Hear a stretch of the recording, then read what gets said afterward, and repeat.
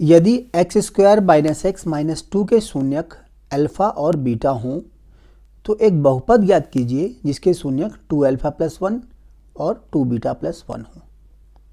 देखो यहाँ दिए गए बहुपद के शून्यक अल्फा और बीटा है, तो पहले दिए गए बहुपद की मदद से हम मूलों को योग मतलब शून्यकों का योग होता है माइनस बी बटे में ए, अर्थात यहाँ पे माइनस बी कितना है हमारा माइनस का 1, तो यहाँ पे माइनस और माइनस प्लस हो जाएगा और बटे में 1 अर्थात 1 आ गया। और शून्यकों का गुणनफल अल्फा बीटा बराबर माइनस सी बटे ए प्लस सी बटे में ए, तो यहाँ पे सी कितना है -2, तो ये -2 बटे में 1 -2 आ जाएगा। इस तरह अल्फा प्लस बीटा और अल्फा बीटा का मान निकाल लिया। ये मदद करेंगे हमारे नए बहुपद के शून्यक के जोड़े और गुणा निकालने में। अब आते हैं हम नए बहुपद पे।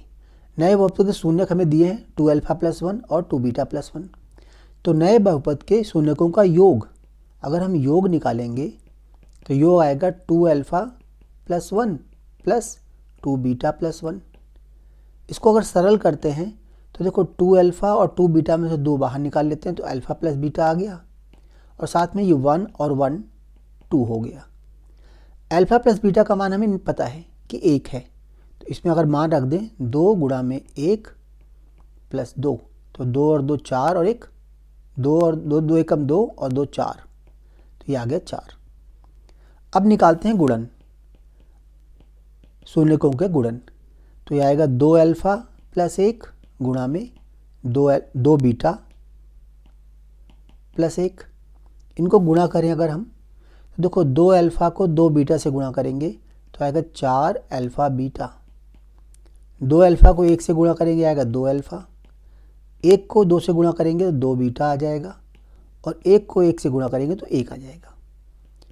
4 अल्फा बीटा, अल्फा बीटा का मान -2 निकाल रखा है हमने, यहाँ -2 रख दिया, प्लस इन दोनों में 2 कॉमन ले लिया तो ये आएगा अल्फा प्लस बीटा और प्लस का 1।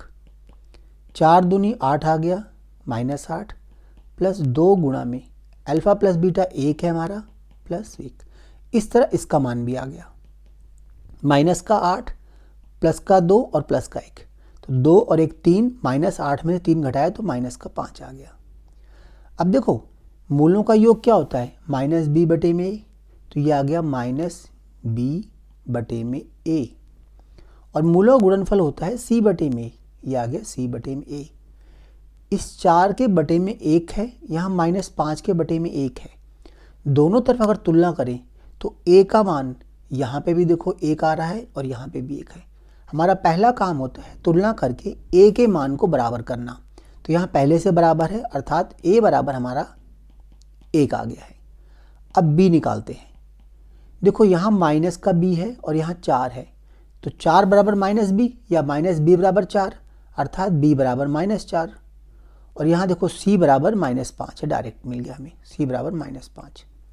तो हमारे जो नया बहुपद होगा वो होगा ax² plus bx plus c और a का मान तो हम निकाल चुके हैं पहले ही।